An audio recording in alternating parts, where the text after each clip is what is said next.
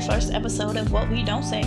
I am your host, Gianna, and I'm truly grateful to have you here for the beginning of something that means a lot to me.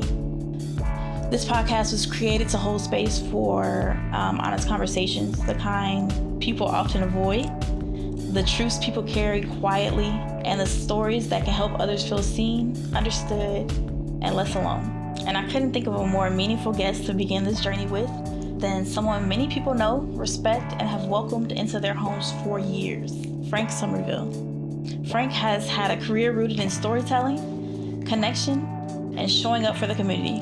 Today, we get the opportunity to go beyond headlines and titles to talk human to human. So with that being said, Frank, welcome. Thank you for being here. Oh, it's totally my pleasure.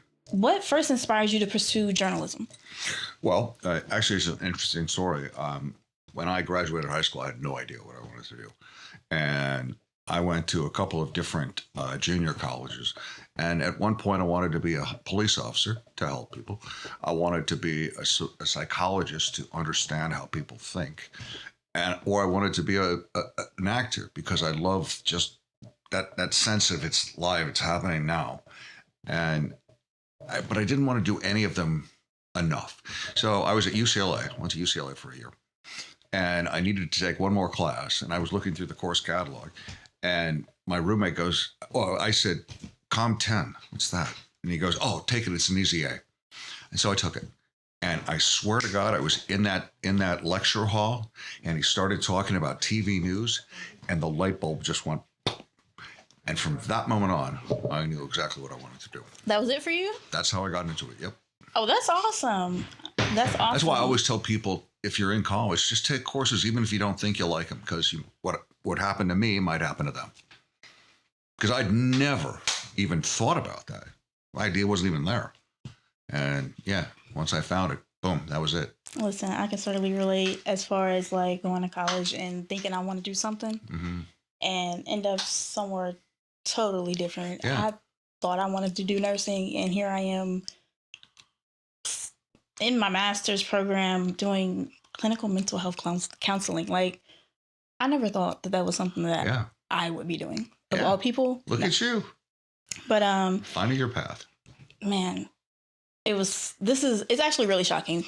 But did the younger Frank think that you would impact the world or just many households in the Bay Area like you did?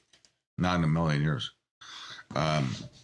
When I was growing up, I felt really small. My dad made me feel really small, insignificant, like I was for lack of a better word, a pussy. And always told me I was too sensitive, too emotional. And so I grew up feeling like that. And then on top of that, so this is a long way of getting to the story, but on top of that, when I was in kindergarten, we hatched chickens, and I brought 2 home as pets. And one night we were eating chicken, and I said to my mom, hey, wait a sec, we have a dog as a pet, but we never eat it. The chickens are our pets too, so how can I eat a chicken? And she said, all right, if you don't want to eat, go ahead. And so between the age of 5 and 12, I cut out all meat, fish, and poultry for moral reasons, because my thought is if I can't kill it, I can't eat it. And I can't kill it. And so I've been a vegetarian ever since. I'm 68 now, so I know it was 58 years, so whatever. Anyhow, my parents never asked me why it was so important to me to do that. And they never said, God, we're proud of you for doing that. I mean, what kind of 12-year-old kid does something like that? Especially back then when there were no vegetarians back then. And so something I felt so good about with myself, my parents didn't. And I developed just this real, like, I'm over here, like I'm weird, I'm different. And so the idea of me ever being like this, being on the air and doing that, no, I never would have thought of that in a trillion years. But you know what? I can tell you one story. Just thought of this. I was taking a class at Alameda Junior College.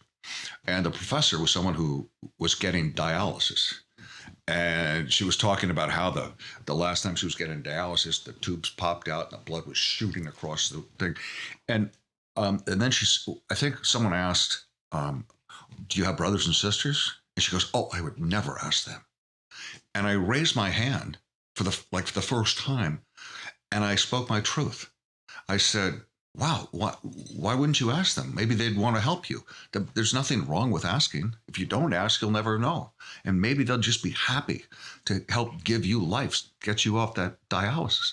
And I can remember that like it was yesterday. I felt like, wow, I raised my hand and I talked. And that was one of the things that kind of started me. But no, I never thought I'd be her. Listen, I'm sorry that that's something that you had to experience as a child, because that's actually a good thing. No, there is not many children, unless the parents are like vegetarian. That's not many. There's not many children like, oh, I don't want to eat meat, and that's awesome. Thank you. I'm sorry that that's something that you had to go through. Well, the cool thing is that now I no longer need their approval. I no longer need my dad's approval. That's big for me. So, that happened years ago. And part of recovery is allowing yourself to feel those things and then say, okay, well, what am I going to do about it? Or just sometimes just the nature of feeling it takes the feeling away and helps you. So exactly. I do a lot of feeling these days. Exactly. Yeah. Listen, that's good. That's good. I think it's so important to be self-aware. And I am very self-aware of myself through recovery. I'm also proud of myself. I also respect myself now for the first time ever. I love myself for the first time ever. I'm freaking happy for the first time ever. When I was at the low point, I used to watch shows on Netflix, and I'd see all these people with really smiley faces just smiling. And I remember I used to yell at my TV, stop smiling. No one's that happy. It's so fake. And now I realize, no, I just couldn't imagine it because I'd never been around it. And so now I smile all the time. It's awesome. One, I want to say that I am proud of you. Thank you. I am very proud of you. Again, like I said, I watch you. I watch you all the time. I am not the only. My household watches you, and we're all proud of you. Thank you. There's a lot of people that feel exactly how you felt, and they don't know, how to get out of that. I don't want to say funk, but just. No, I know exactly what you're saying. They don't know how to feel better. Like just. Well, that's where for me, and. The 12 steps, and I don't care whether you believe in God or you believe in a higher power. It doesn't matter. You could take all of that out and still do the steps.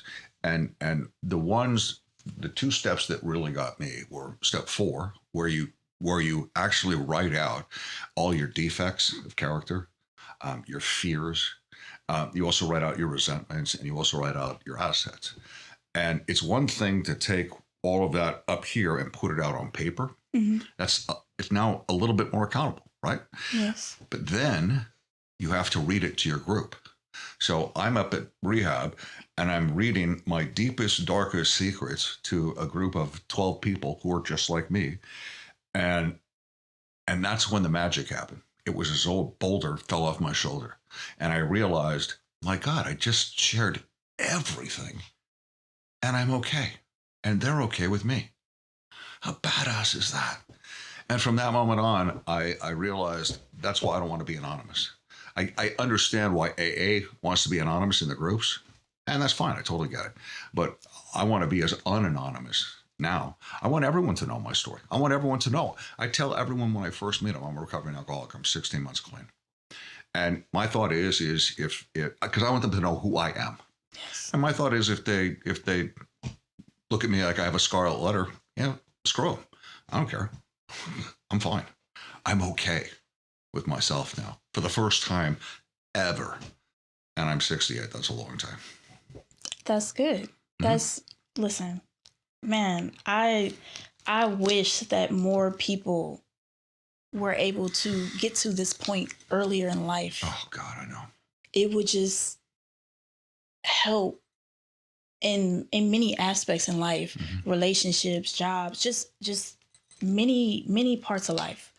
It would help with everything. And again, that's why I say those steps are so great, because they provide a path. And I needed a path. And now that I'm on the path, my God, it's great. I don't want to get the hell off the path. But it like my dad and my brother, I hate to say it, are two of the angriest people I know. They cannot say they're sorry. They cannot admit wrong. And they're just angry, and they always need someone to blame. And that turned out to always be me. So with my brother, I don't think my brother and my dad are ever going to get it. I mean, the steps would be so perfect for them, but they're going to go to their graves with a lot of resentments. And I don't have any resentments anymore. I mean, I've dealt with all of that, or I am dealing with it. I'll always be dealing with it, but they're not even, they're just going to die sad and angry. And there's nothing I can do. I can't control them. I can only control myself. Right. But it's sad to see, especially because my brother's a freaking therapist. I mean, can you believe it? Wow. I mean, that's why they say, excuse the language, sometimes therapists are the most fucked up people around. And I'd put my brother in that category. I'm not even hoping. I know that is not how I will be. I literally just want to create a safe space for people literally to feel seen, heard, understood, like safe. I want everyone to feel safe. Like I want people to come back and watch these interviews and be like, I can relate. If they can do it, I can do it. If Frank Somerville can do it, I know I can do it. Yeah, exactly. That's why I'm public. I want to use my platform to tell people, look, I passed out on Broadway, for God's sakes, with a 0.4. I passed out. And the next thing I know, I woke up in the hospital. And that's what got me to go to 75 days of rehab. But I was one of those guys. I was one of those guys when you picture a drunk in the street, all messed, shirts all dirty and all. That was freaking me. And so I like to tell people that's where I was. This is where I am now. 16 months ago, I was like this. I was shaking so bad. I needed help eating, and my balance was so horrible. I couldn't balance at all. My whole body was shaking, and I was like that for a full week as I detoxed. But then I came to life, and now look at me. I go to the gym 6 times a week. Freaking love it. I can knock off 30 minutes of cardio like that. Love it, and it's so great to go through life with both hands free. I always describe addiction as it's one or two hands that are tied behind your back. So you're going through life with 2 hands tied behind the back. And I think to myself, God, how did I still make it so far, even though I had 2 hands tied behind my back? I can't answer that, but what I can say is that now that my 2 hands are free, I can be consistent, and I can do things, and I love it. Never ever thought I could be here, but I am. I'm proud. I can't say it enough. I'm proud. Like, I don't know. It just you want to know what I did the other day. So one of the things when you are thinking about fears, after you tell people about them, well, you still at some point have to deal with them, right? Mm-hmm. So 2 of my fears were making a commitment and heights. So I would make commitments, but I'd always break them.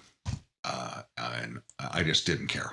I hurt a lot of people, but I didn't care. I just knew I was too messed up to go to the commitment. So what I did is at the beginning of the year, I told myself I am going skydiving. Not I'm going to try to go skydiving. Not I'm thinking about it, because those are little bullshit ways of keeping the door open to not do it. So the way I talk to myself now is, no, I am. And I will admit, because I was going to do it on my 68th birthday, which was last month. And as it crept a little bit closer, I was going, wow, this is really happening. And then I remember the week of, I just checked to see what the weather was like. And there was a little part of me that was hoping it was going to be raining or cloudy or just something. And it was like clear skies, great day.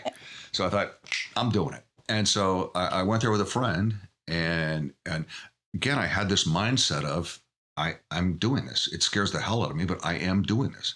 And we get in the plane and we go up, And I was actually calm on the plane. I was worried I would pee in my pants or that I would actually freeze from fear or have a heart attack.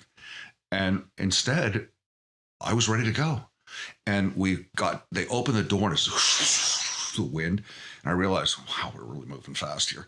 And then we edge up to the door and he's right behind me. And he reaches around and because I'm attached to him, he goes, 1, 2, 3. And he just pushes me out. And my first thought, again, excuse the language, my first thought was, fuck yes, this is freaking awesome. I'm skydiving. I'm doing it. I'm falling. And oh my God, it was awesome. And I was falling at 130 miles an hour, but you don't feel it because nothing's going by you. And then he pulled the chute and we really slowed down. And I'm like, can we go a little faster here? Maybe maneuvers like this and that. But instead it was just mellow floating down. But when I got down, I was so proud of myself. And so I do things like that. Another thing that I do is I have a very fast car. And I was one of those drivers who everyone would flip off. Damn it. Because I was constantly cutting in and out or tailgating. And I viewed the freeway as a racetrack. So where can I cut in and out? And so constantly I'm always checking my rearview mirror to make sure there's no CHP. I'm constantly checking my mirror to make sure I know where everyone is so I can cut. And just all of this. And I'm so amped up. And so I decided, okay, I'm going to drive from here to Calistoga in the slow lane the whole way. And I did. I was passed by a Prius. My car doesn't get passed by Prius drivers. And then I got stuck behind a truck that thought it was okay to go 50 in a 65 mile an hour zone. But what I notice is, wow, being patient, we're all going to get there about the same time. I mean, what's a minute or 2 minutes, really? And I was so relaxed. And I started noticing things and I was having great thoughts and jamming to my music. And so now when I get on the freeway, I pick a lane. It's either the slow lane or the one next to it. And I sit in that lane. And same with when I'm driving up and down the streets. Because I was the kind where if 2 cars were at the stoplight, mm-hmm. I had to guess which one was going to go fast so I could cut in. And then when I guessed wrong, I'd be in the car going, I knew I should. Oh, why did I do that? I mean, you would have thought I just committed a felony or something. And I don't do that anymore. Now it's like, I don't care whatever car goes first. That's fine. Because I'm just staying in this lane. And so that's been a real great way of learning how to calm myself. And that's what I think is so important about recovery is doing those things. I have a sign at my house. I have 2 signs at my house, actually. One says dreams die in comfort zones. I spent a ton of money on coke and alcohol to stay in my itty bitty teeny weeny comfort zone. All I did was go to work, come home, be in my comfort zone. And all of my dreams just turned into dreams, mm-hmm. because I'd always say to myself, I'll do it next Monday. And we all know next Monday never comes. So now what I'm doing is everything I can to get out of my comfort zone. And it's so much fun because when you think about it, what is life if you don't try? Right. And I'm now no longer afraid to fail. Before I have to be perfect. I can't fail. If I fail, I'll just be a failure. And now I look at it as like, you know what? If I fail, as long as I gave it my best shot, I'm good with that. And not that I have failed, but the fear of failure doesn't bother me anymore, except when I'm on the ice and I'm playing hockey and they shoot me the puck and I'm like, don't mess up. That's the one I'm still working on. And the other sign I have is it says, do it tired, do it sad, do it weak, do it anyway. I cannot look at that sign and go, nope, I'm not going to the gym tonight. I mean, I see that sign and it's like, yep, I'm going to do it. And it's so cool to actually have motivational signs in my house that actually work. And so that's one of the other things that I've done as well in recovery. It's learning about yourself, who you really are, and being comfortable with yourself and being okay with yourself. And I'm for the first time, I'm okay. So, man, I'm not going to say it again because I'm over here cheesing. Like, it's just to see the growth. Like, me see the growth, because I know like everybody has not seen you, and I know I've seen like the Facebook videos or the TikTok videos, and you are very transparent. Yeah. You show everything. You tell it all. You let us know. Yeah. A lot of people are afraid to fail. A lot of people are, afraid to, oh dang, I messed up, but they're not going to let everybody know. Well, the people who are afraid to fail are the ones who feel, in my opinion, insecure about themselves. So failure just proves that's why I'm insecure. See, I tried, I failed. That's why I'm insecure, because I'm a failure. As opposed to others where, like you talk, I remember a quote from Michael Jordan saying, when it came to last minute shots, he only made a third of them. And you could look at that as a failure, but he says, no, that was great. That was fantastic. And so I think confident people aren't as afraid of failure, it's just my theory, as people who are not confident in themselves. So I'm now confident in myself. Okay. So how important is it for people, especially men, to speak openly about emotional struggles?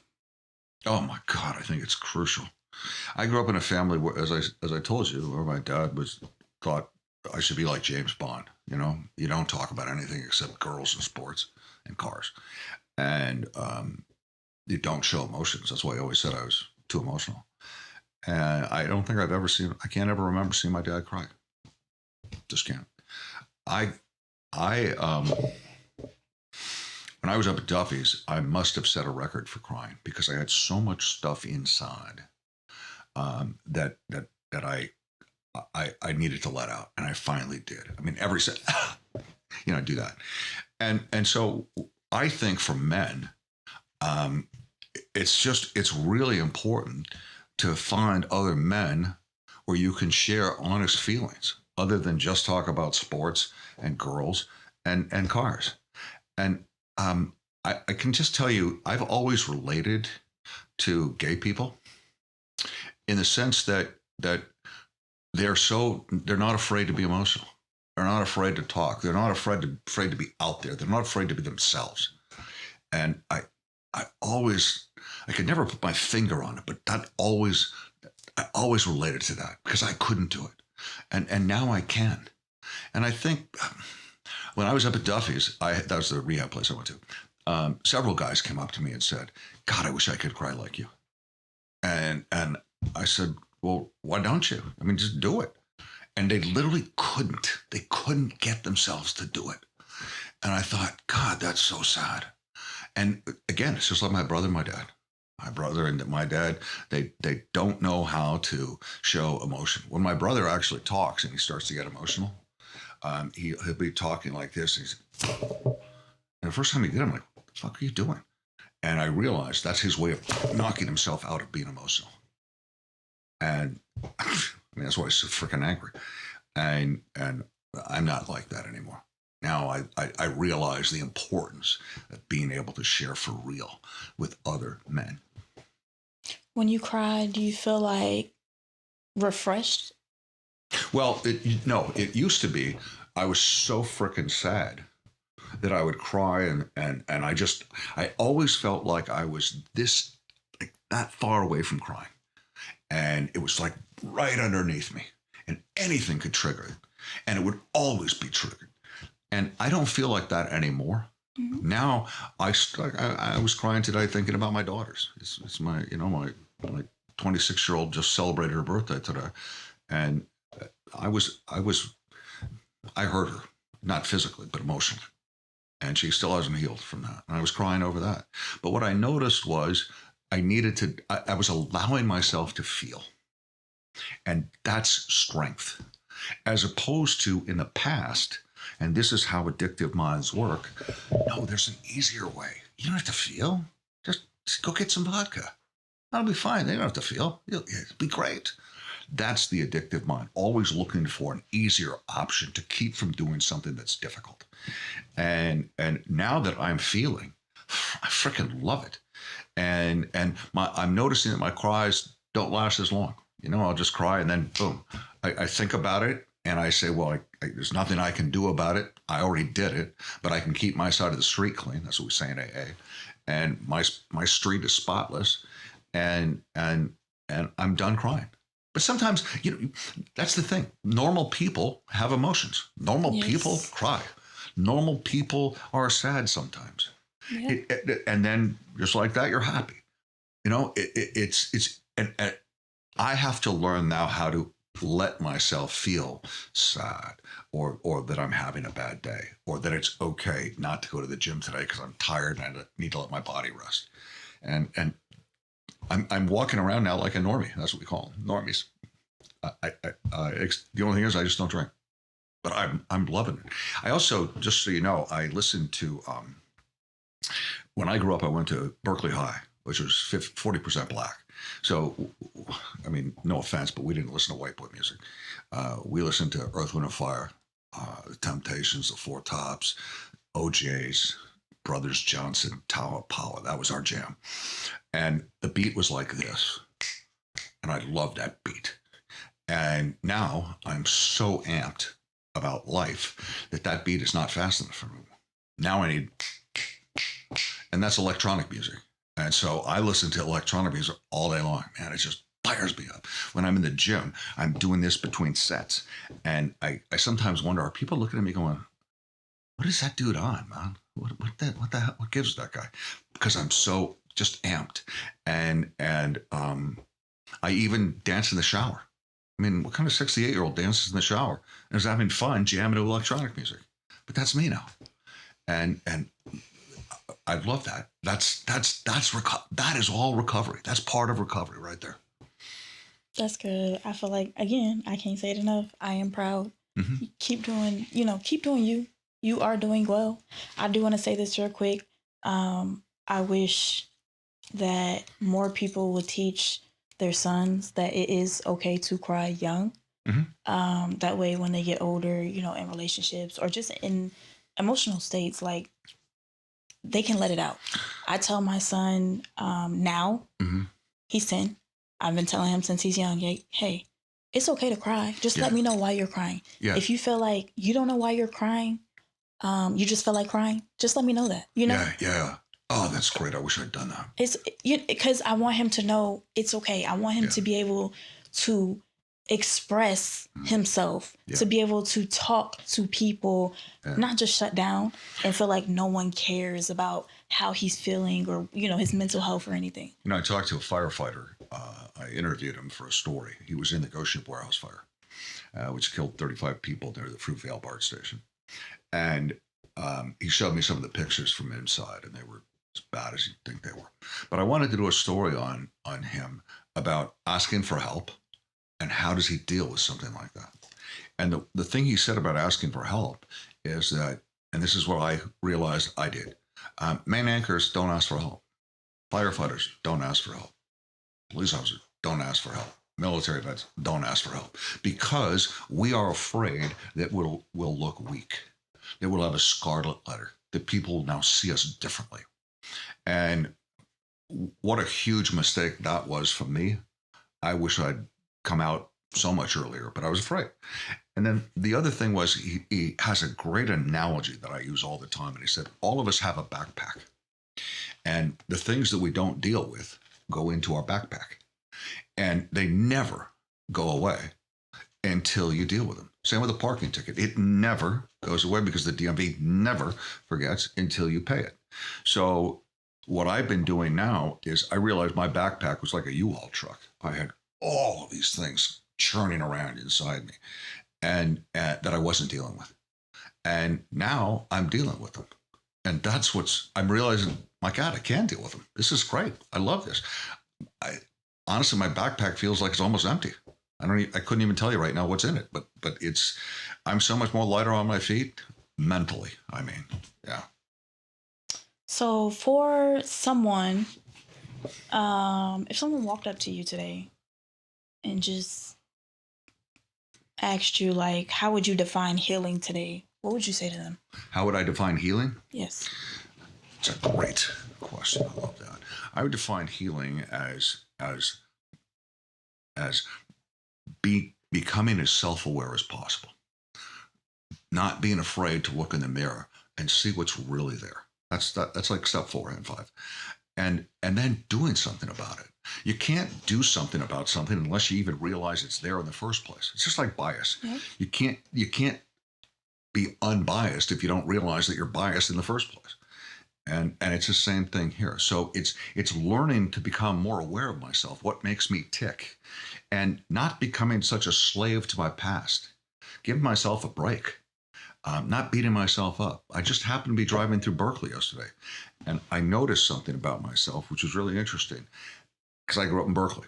Everything that I noticed brought a negative memory to me, or a negative resentment to me, or something I didn't do. And I realized, wait a sec, I'm not saying anything positive. All I'm doing is saying negative stuff. Why can't something remind me and I go, yeah, that was fun. Yeah, that was great. And I realized I actually have to force myself to think that way, because I'm so used to being negative all my life about me. And so again, that's recovery. Recovery is just learning who you are and realizing that you can do it without alcohol. That you can. I used to always look at it as I had to climb this huge mountain and then get to the other side. And that seemed insurmountable to me. I thought, there's no way I can do that. So now I look at it a little differently. I just look at it as a continuous mountain. But the higher up I get, the better my view. And I've got a darn good view right now. And it's only going to get better as I keep going on. That's a good way to look at it. Yeah. Mm-hmm. That's definitely a good way to tell someone too. Yeah. Oh, I tell that every time I speak. Yep. Okay. How has sobriety changed the way you view life, relationships, and purpose? God, great question. Sobriety has changed everything about me. So I used to be so judgmental of everything. And I just noticed this today. I was driving by this really ugly truck that was painted all these outrageous colors. And I thought, the fuck's wrong with that guy? Man, God. Was it a Cybertruck? What's that? Was it a Cybertruck? Oh, no, I hate those. Okay. I hate those. But it was, and I realized before I would have looked at that and I thought, damn that guy, man, what? Just paint your freaking. And today I drove by and I thought, that's cool. If that makes them happy, that's fine. And those are the things that I'm starting to do now, is really notice those things. And again, the more things I notice, the more I want to keep noticing. I've got the ball rolling, and I love the fact that it's rolling and it's picking up speed. And the last thing I want to do is stop the momentum.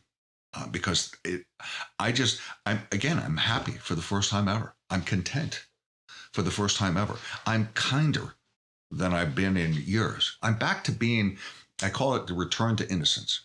And I'm back to when I was innocent, before I was corrupted by drugs and alcohol. And before I grew up in that house feeling really horrible about myself. I'm back to the kind kid, the kid who wanted to become a vegetarian because he couldn't kill animals.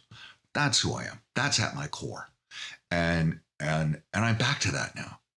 And then the other thing is I'm learning how to be an adult, quite frankly. They always say when you start Coke and alcohol, that's when your mind stops growing. And so I've noticed that I had a 20-year-old mind, and I've caught up now. But there were so many things. I was used to being babied by my mom. I was used to being babied by my ex-wife, and I was used to being babied by my ex-girlfriend. And I was terrified to live alone. Now I live alone, and it's so cool. I love it. But 16 months ago, the idea was, no, I'd be all by myself. I'd self-destruct, and no, it's not like that anymore. I'm just living life. So how you are really these days, like mentally, you would say just happy. Yeah. Content. Yeah. And just. I always say, okay. I'm okay with myself. My hair was thinning, and I used to always be so self-conscious of that. And I would always think, God, I just wish I had more hair. Damn it. Why did I have to lose it? And now I'm just accepting it, going, yeah, my hair is thin. I wish it was thicker. I always ask men with real thick hair if I could borrow some. And they always say no. But now I'm just accepting this is where I'm at. This is what I look like. and that has to be enough. And God, it's the more I do it, the easier it gets. And I don't miss alcohol at all, except sometimes if I was in a social situation, it would be fun if I could just have a couple and just get a little buzz Mhm. on. That's fun. But no, I'm not going to do that. No. I also take something else that it's called antabuse, and I don't know why every alcoholic doesn't take this. There are no side effects that I'm aware of. But what antabuse does is if you are on antabuse and you drink, you throw up, and it's a real violent thing, like that. Like, Like God, The where did that come Exorcist. from? Yep.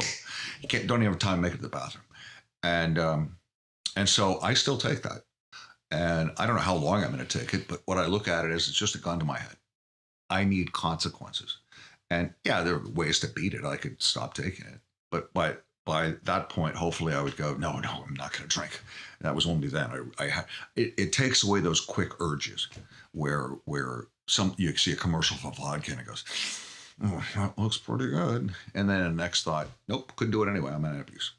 So that's one of my other secrets that I do as well. Okay. Well, that's nice for the people listening. What does strength look like or mean to you now versus years ago? God, you ask great questions. I never had strength before, so I didn't feel strong at all. I that's one of my things. I didn't feel strong, and so now what strength means to me is both physical and mental strength. And again, I'm in the gym 6 days a week. I can hang with guys 20 years younger, and I love that. And I love to be in the gym because I'm transforming my body. And I can't show you, but if you have a Batman tattoo on your shoulder, you better have a badass shoulder. And I do. I work the hell out of my shoulders. I mean, you can't go into a tattoo shop with a wimpy shoulder and go, hi, I'd like a Batman tattoo right here. They're going to go, dude, come on, go lift some weights and then come back and I'll put it on. So there's that physical strength that I love. But then there's also that mental strength. And what I'm realizing is for the first time ever, I have it. I am mentally strong. And I'm giving myself some credit for the fact that I survived all of this stuff. As you should. And that I still made it to be the top anchor in the Bay Area for 15 years. All the while with all this stuff going on. That takes strength. And so it's mental and physical strength. That's what it looks like to me now. I love that. I love that you notice that. That's recovery. That's recovery right there, is noticing things. Mm-hmm. You're doing good. Like noticing the things that you should notice. Yes, I'd love it. I'd love it. I also notice small things too. Like I have, I put bird feeders out on my deck, and God, they plow through that stuff. And I'm even getting a few pigeons now. It's like, oh, damn it! I don't want the whole pigeon crowd. But there are these doves that land, and I just love watching them. Except when one of them, the pecking order in chickens, they put their feathers up and they poke at the guy in front of them. God, they chase him all over the place. I just want to grab that guy and go, stop bullying that other guy. And then you have the little tiny birds. And I just love watching them. I smile. They're not hummingbirds. They're just little itty bitty birds. And I just love watching. They put a smile on my face. And that's the kind of thing that's happening to me now in recovery. That's why I like it so much. Good for you. I'm loving this. Well, you know what else? I don't feel like I should do anything anymore. I always got caught up on I should, and then it made it no fun. Like, damn it, I should be at the gym, but I wasn't up, and then I beat myself up for not going. So now I ask myself, instead of should I do this, I go, do I want to do this? And that's big for me. That's good. Because it's me accepting where I'm at. And I can allow myself, if I'm super tired and my body, I can just feel my body needs a rest day, I can not go work out. It's really hard, but I can not go work out. And it's just accepting where I'm at. During those rest days, what do you do? Oh, on rest days? Well, right now I'm writing about chapters in my life. And it's almost like doing step 4 again. And because I love to write. And so I go have coffee. Well, first of all, when I wake up, I go to two AA meetings. And those always help me start my day off right. Because sometimes I wake up in the morning and that's when I do feel alone. And when I log on, there's Zoom meetings. I've got other people and it makes me feel good. Then what I'll do is I'll go and to a coffee shop and write. And then I come back and I do a noon meeting that I like. And then after that, I can do anything I want.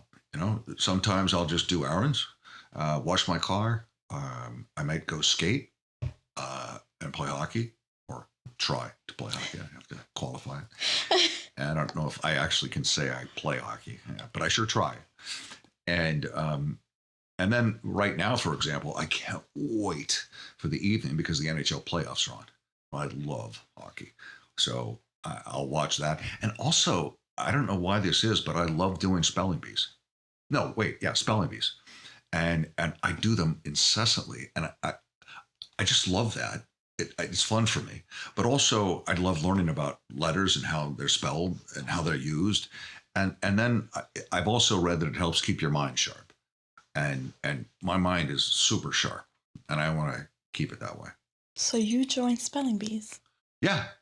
That is... I never thought I'd do that stuff, and I freaking love it. Okay. Yeah. I've never actually gotten, I've only gotten to great. I've never gotten to the end. Like, I'm thinking, how could I be missing this many words? But it's really cool just to notice how I'm getting a little bit better. But I don't have to be the best anymore. I don't have to say, well, you should be up here. I don't say that anymore. I'm like, this is where you are. My next step is going to be right here, and I'll see how far I can go. And so I don't do that. Well, you're here, but you should be there. I don't do that anymore. And that's great. That is. Mm-hmm. That's why I'm like, you know where you should be. You know, where you know your growth, and that's good. Yeah. I also feel like two of my heroes are Michael Phelps and Simone Biles. And the reason for that is here you have two of the greatest athletes in the history of sports. And they both were suffering from mental health. And so they went public talking about mental health. And what they did was, by doing that, is they gave everyone the strength to do it as well. Because you can always say, well, Simone Biles has the same thing I have, or Michael Phelps has the same thing I have. And so what I try to do by speaking so openly is the same thing on a much smaller scale. And just and share my story with the hope that by sharing my story, someone might say, well, I saw Frank Somerville on Channel 2 and he was saying this, and that make them feel more comfortable to say something on their own. Love that. Thank you. What lessons about love, forgiveness, or accountability has become most important to you? Oh, accountability is huge. Now when I make a commitment, I am there. I am accountable to myself. And I never was before. I was the kind who, I'm literally, I would drop something in my house and I wouldn't pick it up because I knew my wife would. I mean, how sick is that, right? That's how selfish I was. That's how narcissistic I was. So now I'm accountable for everything. And I love being accountable. I love being held accountable. That just makes me proud of myself. As far as love, that's one I'm still exploring. I grew up without unconditional love. And I never felt it totally from my wife. I mean, she tried really hard. I have nothing bad to say about my wife. But she looked at me as a project. Like, okay, so here you are. And I love you, but I need you to be over here. And she was absolutely right. I mean, I did. I needed to be over there. But I didn't know how to deal with that. So the only time I've experienced where I am completely vulnerable, I am completely myself, is around little kids or animals. Because what do they both do? They give you unconditional love and they do not judge. And so, I mean, you should see me with little kids. I'm like the Pied Piper. And with animals, I love being, excuse the language, I love being around animals. And that's always been the case. but that's the only time I've ever really felt true love. And what was the other one you had? Yeah. Forgiveness. Oh, forgiveness. You know, I actually can forgive now. I can forgive. Just so you know, my dad at one point, my younger daughter is black. And what led to my first arrest was my dad said he was taking he was taking his wife, my mom, the next day to a hospice because my mom had dementia. And so I messaged my dad and I said, "Hey, Dad, can I come by with tomorrow with Callie? Callie is my daughter who happens to be adopted and who happens to be black. And can we come over and say goodbye to Mom?" And he wrote me back and he said, "Why would you want to bring her? This is a family matter. No. Why would you want to bring her?" And I went fucking ballistic. I was so freaking angry. It's like, how? And I realized that they never, neither my brother nor my dad unconditionally loved Callie. And I can't remember what got me on this story. Do you remember? Oh, the question. Forgiveness. So my dad could never, the 10 months later, my dad, I kept asking my dad, "Why would you say that?" And he go, "No, I'm not going to get into that, bullshit stuff like that." And he finally said, "I shouldn't have said that." And I'm like, that's all I'm going to get. I mean, why he couldn't have just said off the bat, "Oh my God, I'm so sorry. You're right. I shouldn't have said that." And when I got over there, by the way, he has 4 grandkids, 3 of whom are white. Guess the one whose picture was down? Callie's. And he said it fell off. No, it didn't. It was in the fucking drawer. Excuse the language. I get so animated, amped when I talk about this. So I haven't forgiven my brother because my brother has never taken responsibility for any of his role. I have forgiven my dad. It's really hard, but I have, and I'm much more forgiving of people now because people have forgiven me, and that's something you just never forget. So that's totally changed. Before I would hold a grudge forever and ever and ever, write nasty texts, nasty emails, that kind of stuff. Don't do that anymore. I do thank you for sharing that story. That sounds like that. Actually, that would be very heavy for me. I would feel away too. Because, man. Well, let's just be honest. It was a racist thing to say, period. And what's ironic is my dad spent his whole life working in philanthropy, giving out money to minorities, including blacks. And what I realize is my dad is great at helping people as long as they're out there. But when they're right here, I don't know what to do. And it's sad. I mean, I love Callie.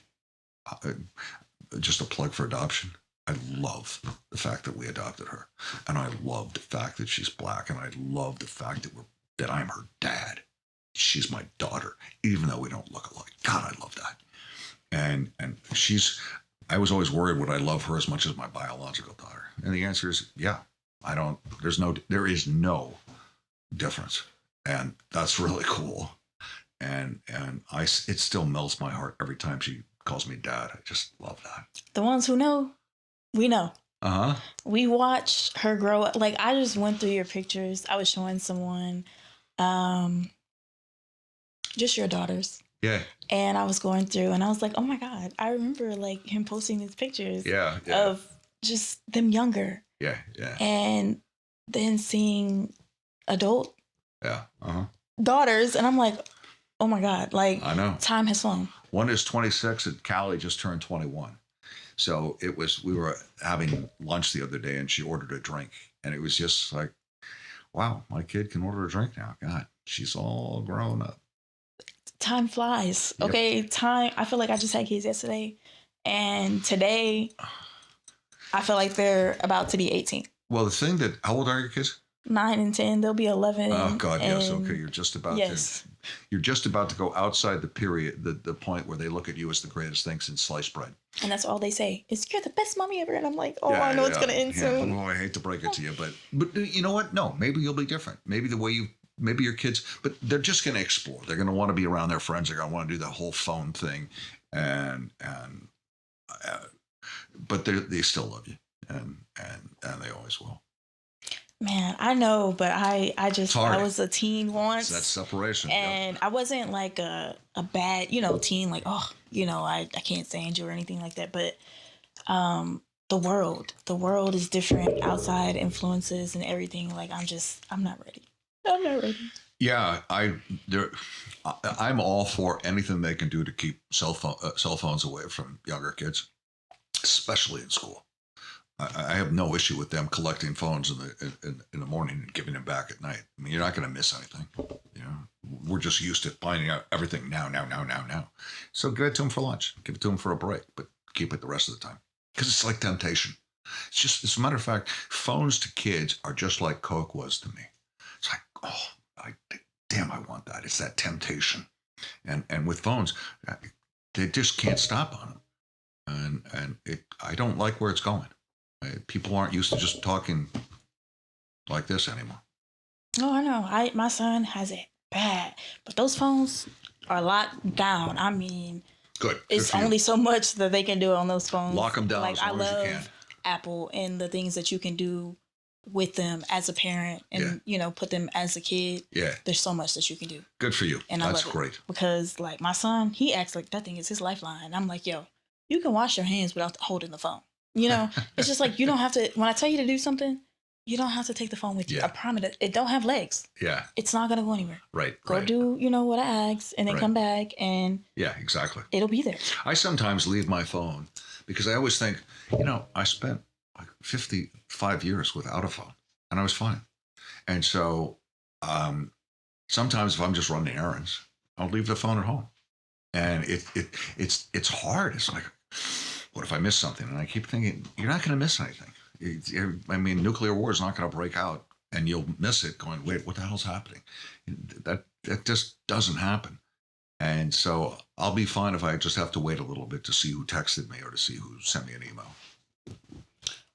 What do you hope that people remember most about Frank Somerville beyond the anchor desk? Oh, that he finally recovered, that he finally admitted that he was in trouble, that he finally admitted weakness, and that he fell down all the way, but he got up. Fucking got back up. You did. Excuse the language. And that's what I hope. I hope they remember me. I was a damn good anchor. I mean, I'm going to admit that. I was very good at what I did. So I hope they remember that part. But what's most important is that I fell and I got back up. You got up and you took off running. Yeah, exactly. You did a really good job. Oh, man, thanks. I mean, like, I'm not going to say it again, but you did a really good job. I am so proud. Like, because when I say that you're so transparent, like, again, everybody is not going to know you, watching this interview. Right. And I'm hoping that maybe they'll go and look up who is Frank Somerville, Yeah. Frank Somerville. I want them to go and look you up and, see your videos and how transparent you are and the things that you talk about, sobriety and your daughters and everything. Yeah. I want them to see the before. Yeah. And I want them to see the after. Oh, my God. I wasn't even, when I think about what I looked like before going into Duffy's, oh, God, I just look like, blank stare, like, hello, is anybody home? And no one was. And now my face is full of life. And I have a totally different vibe, a totally different energy. And I love that. You are full of life. Thank you. You really are. Oh, man, thanks. So, man, I'm proud. I'm proud. Like, I love this. If you could speak to your younger self, what would you tell him? Don't be afraid. Don't be afraid to be emotional. Don't be afraid that you're weak. Don't be afraid to cry. Don't be afraid to speak up. Don't be afraid to just be yourself. And God, I wish I'd had that kind of upbringing, but I didn't, and that directly led to the struggles. But that's life. That happens, and but that's what I would tell my younger self. I love that. What message do you want to leave with anyone currently fighting silent battles? Fighting what? Silent battles. Oh, silent battles. Okay. I was thinking, what is she talking about? Okay. Sorry. My You're hearing's not okay. that great. Silent battles. What I would say is that's the exact wrong thing to do is to stay isolated. Don't isolate. Go out and look for connection. Challenge yourself. I can now say that I look at the glass half full. I no longer see it half empty. But you have to work at that. You really do. And the work pays off. It The does. work is totally paying off for me. But the worst thing of all is to isolate. And I just tell you a quick story about isolation. So after we sold, we had a beautiful house up in the Oakland Hills with the view of San Francisco and all that, built after the fire. And we had to sell that house. And when I got divorced, and so I was living temporarily in a high rise in downtown Oakland. Now it was a beautiful high rise, but I hated it because I had to listen to damn motorcycles every day going down. And I hate the sound of a Harley Davidson. I love other kinds of noises, but not that. And it seems like every freaking Harley driver in the Bay Area goes down that street. And back and back and back and forth. So anyhow, I was drinking up to 2 quarts of vodka a day, and I totally isolated. My place looked like a frat rat. The stains in the refrigerator. There's no food.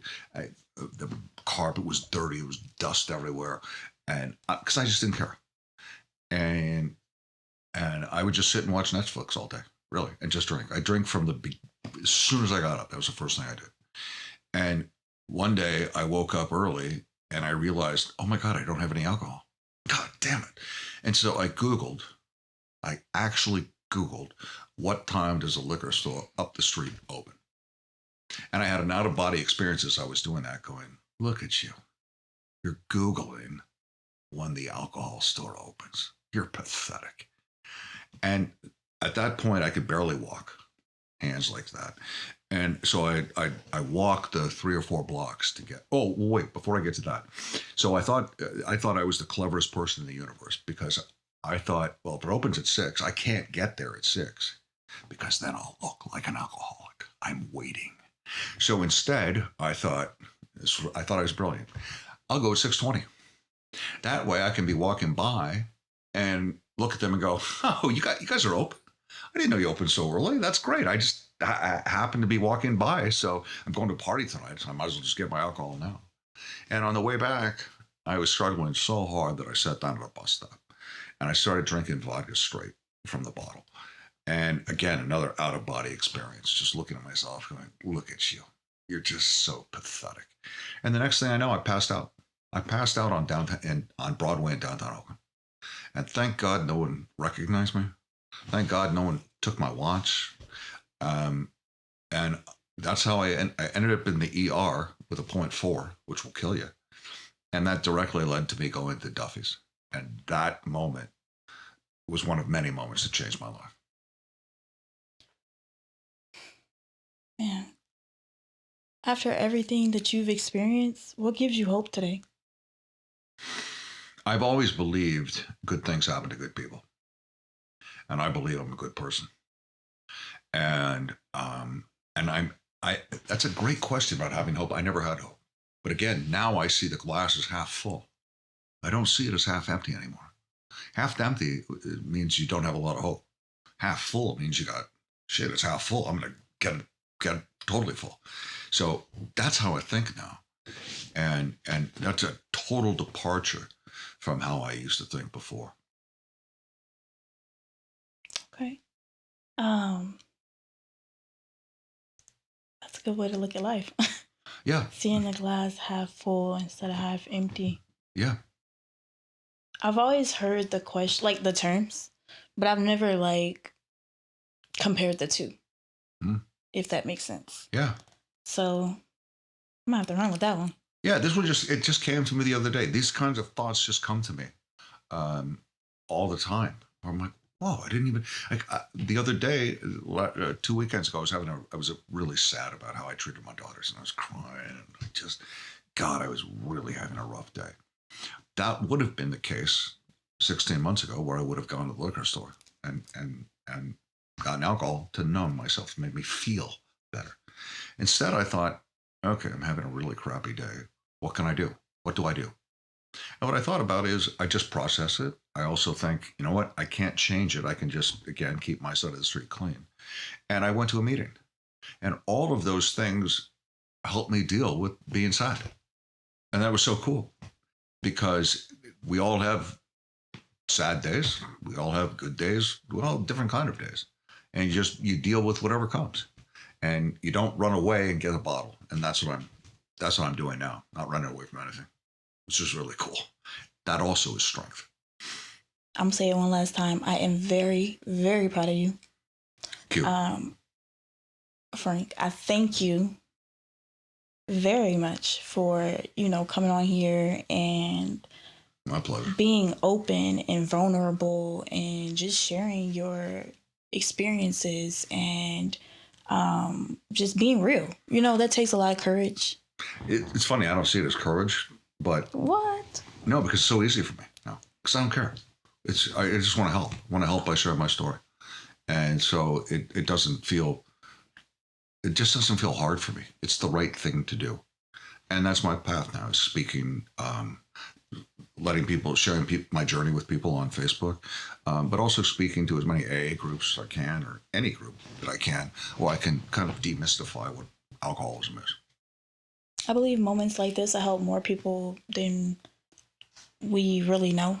I'm hoping that it's gonna help more people than I'm thinking. And to everyone listening, if something in this conversation spoke to you, hold on to it. Reflect on it, share it if someone else may need to hear it or see it. This has been What We Don't Say. Until next time, thank you.